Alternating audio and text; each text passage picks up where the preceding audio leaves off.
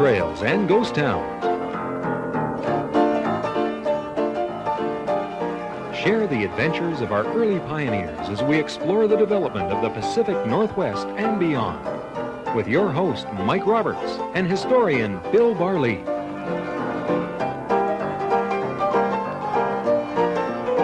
Welcome to Gold Trails and Ghost Towns. I'm Mike Roberts, and with me is Bill Barlee, who's led us on stories through British Columbia, Northern Washington, the Yukon, Alberta. Today we're going to talk about a man who we've alluded to in programs in the past, but never given him his due. Yeah, he was called, Mike, the biggest man, the best-looking man, and the damnedest man who ever came over the Caribou Road. And Minor? No, sir.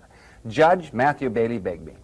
That's pretty gentle words. Who was the one who referred to him in such sort of... Well, the miners generally referred to him in those terms, and they also referred to him in another term, Mike. They called him the hanging judge, and I think probably that's fairly accurate. You know, in his career, in a given few years, of about 12 or 13 years, he condemned 52 men to death, 27 of them hanged, and when you compare that with the rest of Canada in the 1860s and 1870s, the rest of Canada hanged under half that number.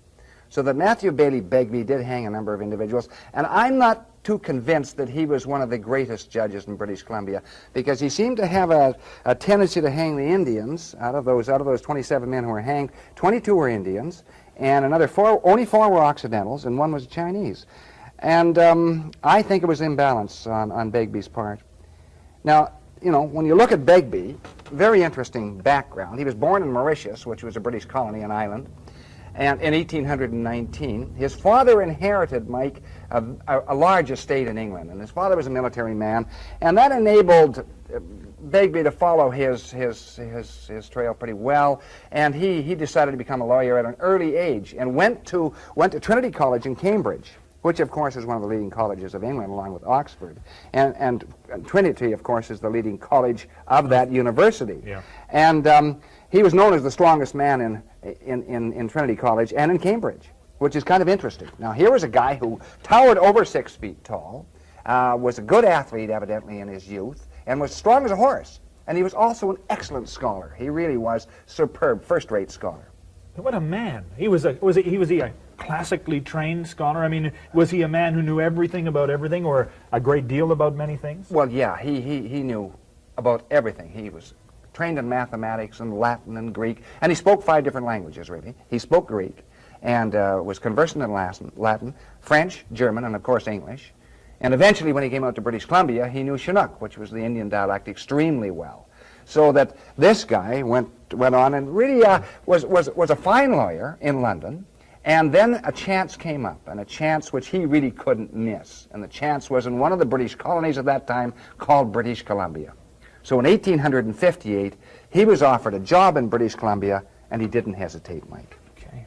Take a break here, but when we come back, we'll take a look at what he did as soon as he got into British Columbia, and he encountered a great many different situations, so we'll do that right after this break.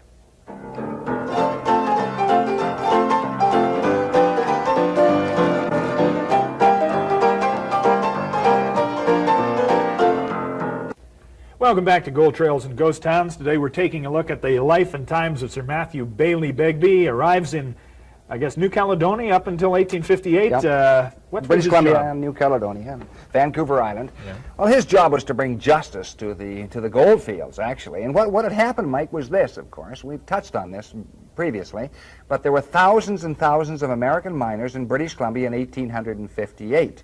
And they came with kind of a rough form of frontier justice. In fact, there's an old poem, Mike, that says it all, what they thought of the judicial system and what they thought specifically of jails. And what they thought was this. They said, and this ditty comes from California, they said, canvas roof and paper walls, 20 horse thieves in the stalls. But I did what I had done before. I coyoted out from beneath the floor. Just tunneled out of justice. It was a bad holding system, and not many people face justice ever. Almost impossible. If an American committed a murder in British Columbia, all he had to do was go down the Fraser River and across the line into Washington State and Washington Territory at that time. And avoid justice. Sure. So Begbie's job was to tighten the screws on justice. Begbie's job was partly to tighten the screws on justice and also to offset the American influence in the gold fields. And the Americans were looking through their Manifest Destiny era, and this was part of it, at taking over all the British possessions on the west coast of North America, which included Vancouver Island and British Columbia. Yeah. And they would do that just by sheer numbers. As you said, thousands of American miners flooded in, making this American territory by population. That's right. 90% of those white miners in British Columbia were Americans, mostly Californians, some from Oregon, some from Washington, some from other parts of the United States. And what had happened prior to, just prior to Begbie landing in British Columbia, was the so-called Ned Mcgowan War, and that was an insurrection really on Hales Bar, which is just south of Yale. And this is where an American group of miners who were pretty roughly hewn. In fact, they were given short term by the vigilantes of San Francisco to head out of California, which they did, and they landed up in British Columbia and almost took over there. It was very, very close, and it meant that Sir James Douglas had to bring in the Marines and bring in considerable force to put down this insurrection. And did James Douglas, do you think, say, we need a good lawyer, a good solid man to take over the judiciary to handle this here, and Begbie was his man? Yeah, he was ideally suited. You know, here was a guy who liked the frontier in those first years. He looked... People liked him. He was a very imposing guy. He was big, as I mentioned before. He was raw-boned. He was a good athlete. And he came in at 800 pounds a year. Now, 800 pounds, Mike, is about $4,000 then. That would be equivalent to $120,000 now. And also another provision, his horse had to be taken care of as well. Well-fed, well-paid, and well-educated. Yeah. Despite the potential flaws of, as you pointed out at the beginning, of maybe hanging too many Indians. Yeah. One of the first cases, of course, I guess, is associated with an uprising, a massacre. Yeah, well, this is the so-called Chilcotin War, and also called the Waddington Massacre, and this takes place in the early 1860s, and this indicates a flaw to me in Begbie's character. And I could be incorrect, but I think it is, because what happened in the Chilcotin district, the whites were going to put a road through there, and the Indians of that area had been decimated, were deathly afraid of smallpox. And there's not much doubt that there had been smallpox in the area brought in by the whites. And the Indians felt that this was their fault, and therefore they weren't going to allow this road crew. And the road crew had been given warning. An Indian woman actually had warned them that they were going to be attacked, and they discounted it entirely. And the Indians attacked, the Chilcotin Indians attacked, and wiped out practically the entire road crew. And so the result was, of course, that they brought in a guy called W.G. Cox, who was a gold commissioner and kind of a circuit judge, who had been appointed by Begbie at Quesnel Mouth. He came in here, and he managed to trick the Indians into surrendering. And the Indians who surrendered, and it's very interesting when you read the bench notes in this, Mike, that the Indians told the truth right through it. And nevertheless, because they told the truth, Begbie wanted to make an example of them. So he brought 6 of them to trial in Quesnel Mouth, which is now the city of Quesnel, and he hanged 5 of them, including an Indian called Telut, who probably did not participate in the murders or the killings. And so I found it very, very questionable. And the chief, who was a guy called Clatacine, was also tricked into surrendering. And the bench notes are exceptionally interesting. And 5 out of the 6 Indians were hanged. The other one turned Crown evidence, and he wasn't. But it was not unusual for Begbie to do this. And there's no doubt that I think the whites were at fault in this, because there is, if you look over the later issues of the Victoria Daily Colonist at that time, you'll see there were warnings printed in there that anyone selling the infected blankets to the Indians will be severely dealt with. There's a smallpox inflicted. That's right. And they figured that they were doing that in this area. There was just cause for some sort of insurrection there. Yeah. But it had the effect, of course, of quelling any native uprisings, and that was standard in North America at the time.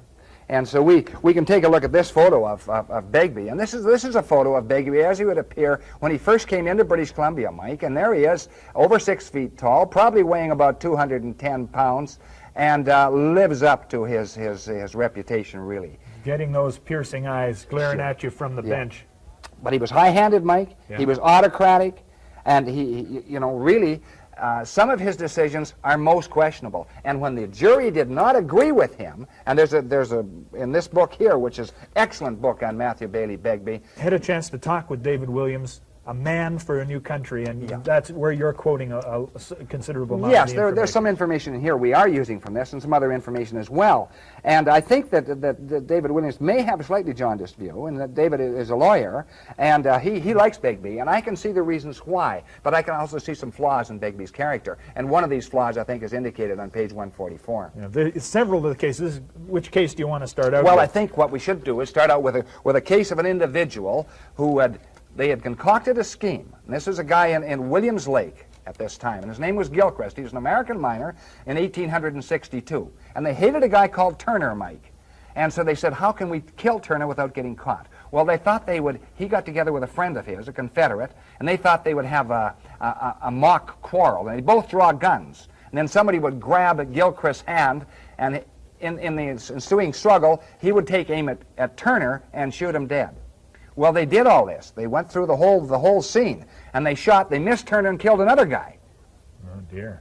And so double deer. That's right. So what happened, of course, is that the jury was impaneled, and they sat down before Begbie, and they came back with not a murder verdict, as Begbie felt it was obviously a murder verdict. They came back with manslaughter. And here's what he says to the jury, and he really reams the jury out. He says this: "It is far from a pleasant duty for me to have to sentence you only to imprisonment for life." He's talking to Gilchrist. Yeah. "I feel I am, through some incomprehensible reason, prevented from doing my proper duty." He wanted to give him the death sentence. And then in a voice of thunder, "Your crime was unmitigated, diabolical murder. You deserve to be hanged. Had the jury performed their duty, I might now have the painful satisfaction of condemning you to death. And you, gentlemen of the jury," this is what he goes on, "you are a pack of Dallas horse thieves." That's about the highest insult you can give them.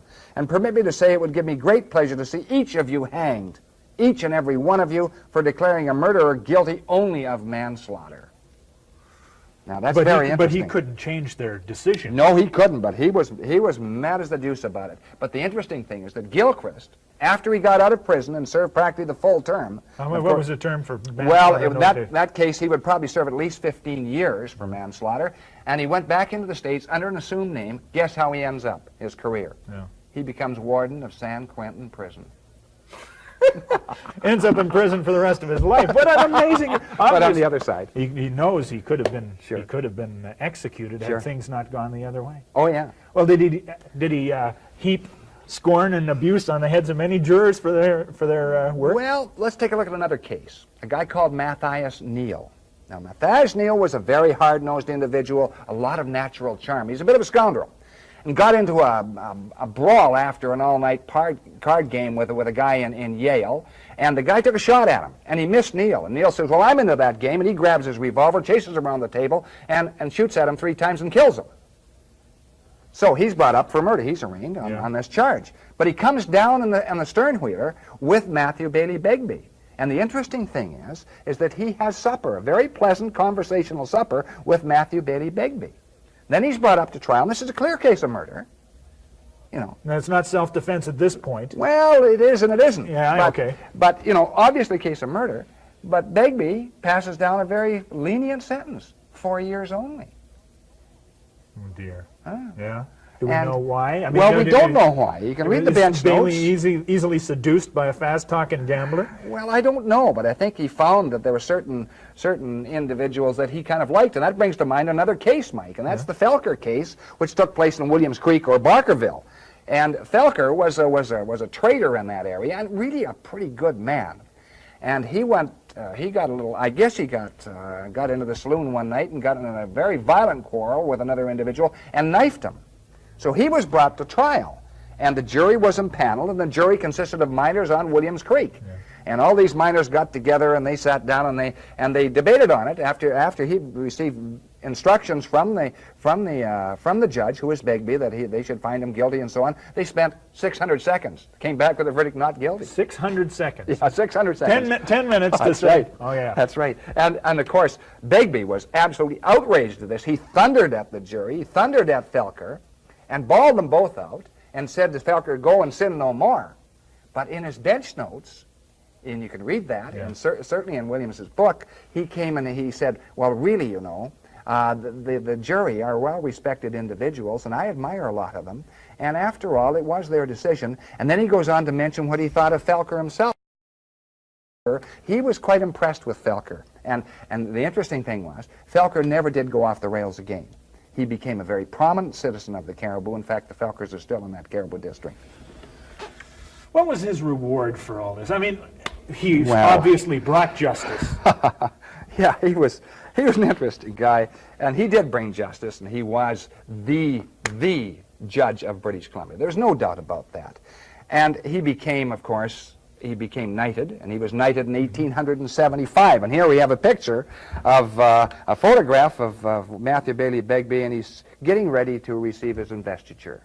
And this is 1875, which is 17 years after he came into British Columbia. So he has reached the pinnacle of his career in 1875, but not the end of it, Mike. Apart from striking terror in the hearts of horse thieves and murderers and miscreants, did he create anything? I mean, do we owe a system of justice to him, apart from summary justice at the bench? Well, there's no doubt that he did put his stamp on the judicial system of British Columbia, and that's open to question. But, you know, he was a circuit judge. He went all around British Columbia. He went up into the Cassiar district, up to Laketon. Man was hanged up there as well. He went into the Rock Creek area. He had his circuit judges going into the Wild Horse. He went into the Caribou district. So he went all over, and he rode that circuit, Mike, for 33 years. He was there for a third of a century, pounding those miners' trails and bringing justice into the far-flung camps of British Columbia. So he did make a contribution. Oh, sure he did. I'm going to take a break here, because anybody who deals with miscreants in this fashion is obviously going to have a few enemies. We'll talk about some of his enemies right after this break.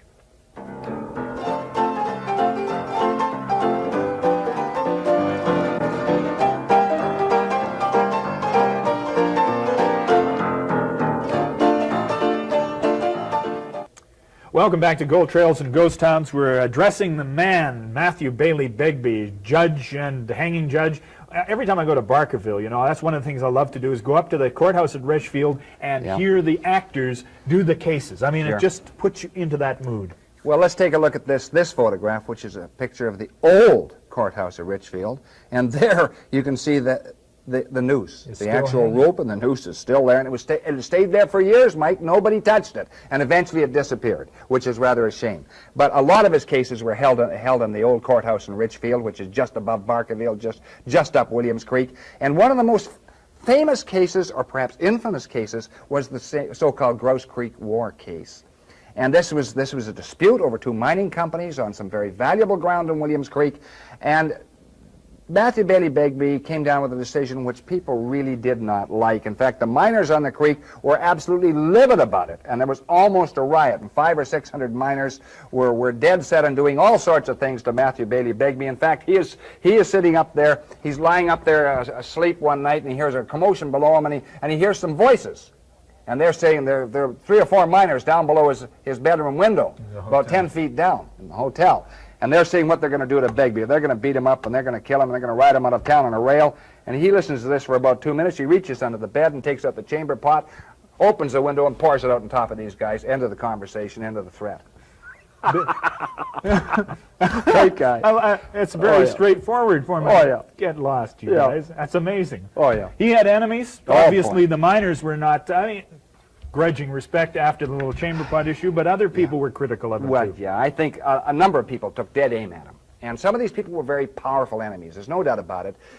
Two newspaper editors, John Robson, who became eventually a premier of British Columbia, was one of, and the editor of the British Columbian newspaper in Newsminster, which was a very, very famous paper in British Columbia.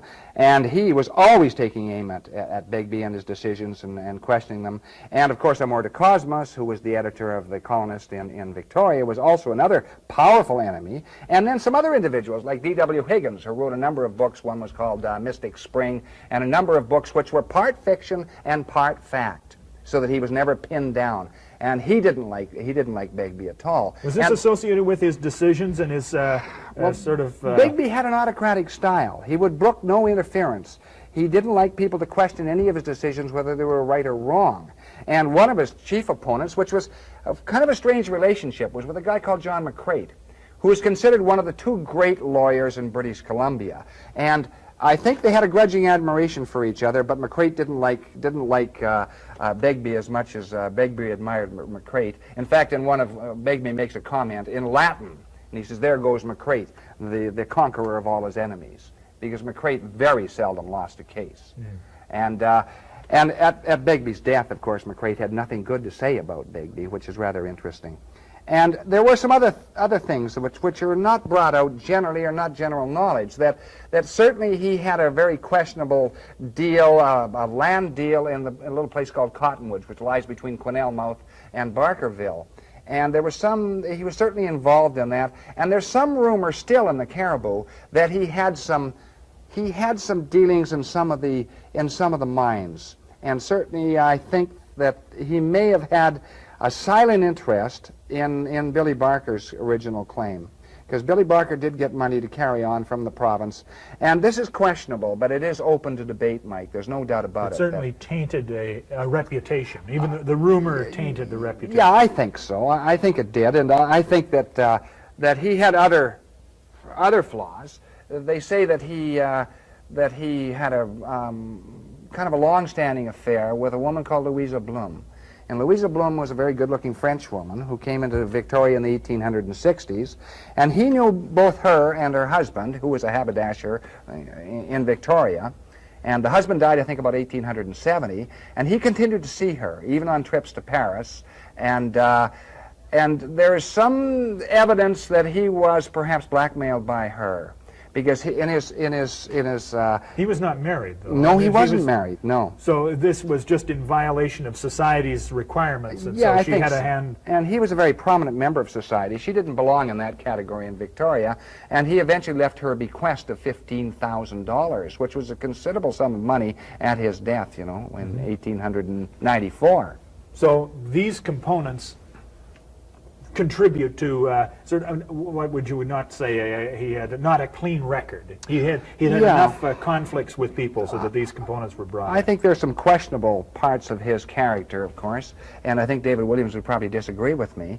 But he did have other very, very strong points too. He was the creator of the old one of the original organizers of the Union Club in Victoria in 1879. It still stands. He was a very prominent tennis player in Victoria, and was invited to every social gathering that mattered, of course. This is a shot of him with the great gray beard, actually. That's right. Old looking man there, probably taken about 1891. Did he affect that look? Because you could not ask for a better, somber, steely-eyed look than this. That's right. He probably did. And he did, as I say, brook no interference at all from anyone. And there were lawyers who simply wouldn't appear before him and had simply resigned because they wouldn't appear before him. And this is by 1894. He dies in 1894. And here's the funeral procession with Matthew Baillie Begbie's body in the hearse. Remarkable story. I mean, classically trained, comes to the frontier, enacts his form of justice, sets up the province, maintains British interest, hangs a few people. Remarkable story. Yeah. Thank you. Matthew Baillie Begbie, the hanging judge, has been our story today, and thank you for watching. My thanks to Bill Barlee, and we'll see you again next time on Gold Trails and Ghost Towns. Bye-bye.